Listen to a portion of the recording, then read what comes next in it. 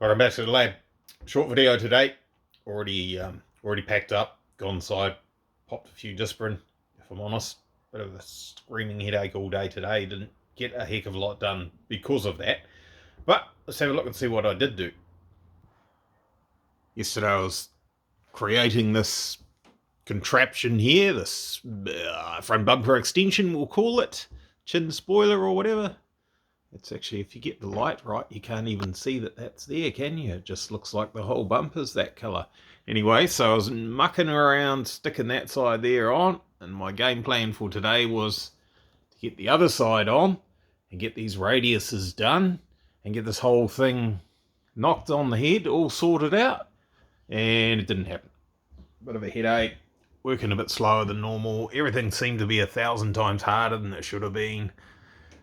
For some reason, things just didn't work out the way I wanted because I'm too tired, right? That's what happens when you need to just give it away, have a day off. But I got that to that stage. A lot more work to go into that. It looks all right from a distance, but you can see she's pretty rough and ready partway through the process, so long way from finished. And I started making those radiuses for the top there, and I just went, yeah, you know what? Nah, we're done. It's time to have some lollies. I'm not kidding.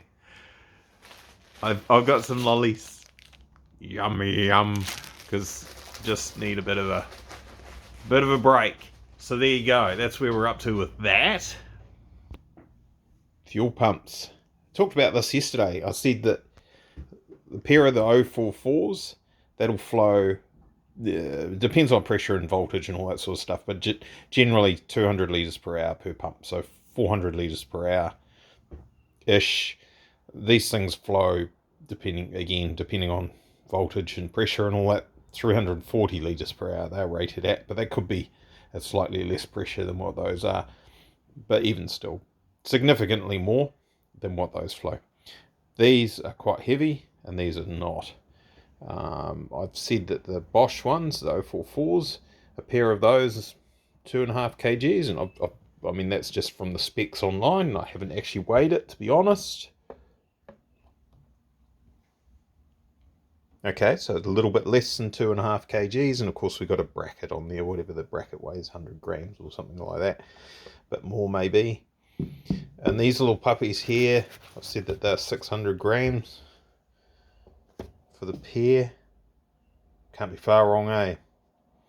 It's quite funny when you open these boxes up looking for these. See, I'm used to seeing these things, right? Installed a few things like this in the past in various different vehicles. You come along and you open the box and you're like, where's the fuel pump? You take that out. Geez, there's not even a fuel pump in here. What's going on? It's such a small, tiny, itty bitty beast of a thing compared to the 044s. So the actual pump itself, look at that. So there's a few bits. Let's chuck that. I don't know, you're gonna need some hose and all that sort of. You don't have the hose and with those ones, I guess, to be fair.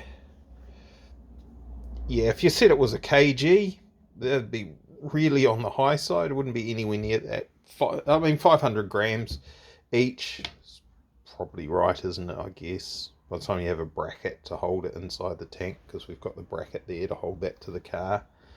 So we're a kg there, and we're, for those two pumps, right, all sorted out, and we're 2.2, 1.3 kgs just from changing the fuel pump. That's pretty good. Happy with that. It's kind of semi-expensive way of losing 1.3 kgs. Big gain here is mounting these things somewhere in the car. It's just, I've shifted everything around. I can show you that, seeing as it's on the hoist. I've shifted everything around under here, and there's big cavities of space in here, but there's nowhere that's really sensible or easy to mount those 044s. They're quite a big pump, There's some room. Try and drive the camera here without crashing it into the suspension arms, because that'll make a big noise. There's some room up there on the right hand side at the front of the car, but that's the opposite side to where the tank is and all that sort of carry on. There's just many compromises, so not interested. It's all starting to come together here.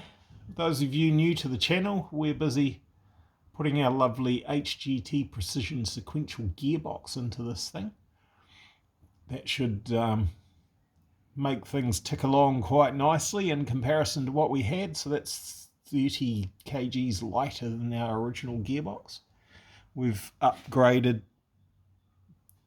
/ altered / modified lots and lots of brackets and hoses and pipes and things, and changing the rear diffuser, which hasn't got any fences on it at the moment, and I haven't finished the back end, so that's what we're up to there.